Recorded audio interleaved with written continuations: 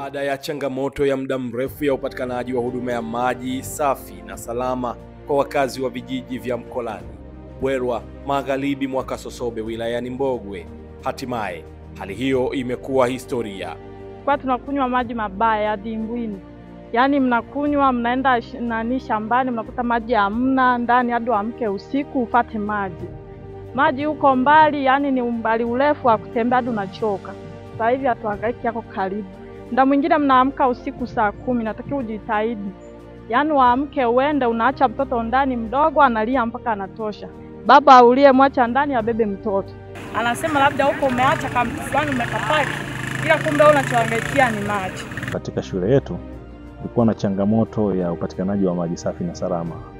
Hapo mwanzo tulikuwa tukichota katika mito pamoja na visima vifupi ambavyo vinapatikana nje kidogo na eneo la shule. Huduma ya maji kwa sasa imeboreshwa kwa kiwango kikubwa, hatua inayotokana na jitihada za serikali ya awamu ya 6 inaongozwa na Mheshimiwa Daktari Samia Suluhu Hassan, Rais wa Jamhuri ya Muungano wa Tanzania. Tumedhamiria kuhakikisha tunachagua kitendawili cha upatikanaji wa huduma ya maji safi na salama yenye kutosheleza kwa wananchi wote. Wananchi wa maeneo hayo wameanza kufurahishwa na mradi huo wa maji ambao umepunguza adha kutembea umbali mrefu kutafuta huduma hiyo muhimu kwa maisha ya kila siku.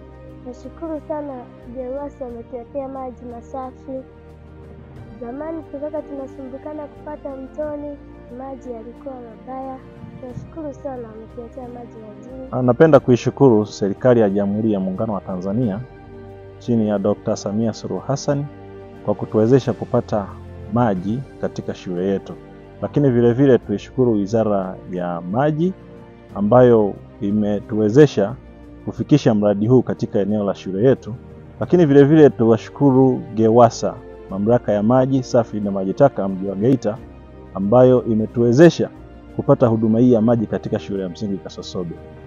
Namshukuru sana rais wetu Mama Samia, yani sasa hivi maji yapo karibu na nyumba zetu, yani ni kuchota tu na kwenda kunywa, tunapata maji salama kabisa, hatuhangaiki. Sio kama vile tulivyokuwa tunahangaika zamani. Sasa hivi tuko vizuri. Kwa tunamshukuru Samia Suluhu Hassan rais wetu na pia serikali kwa ujumla na Gewasa tunawashukuru sana. Mama Samia mitano tena.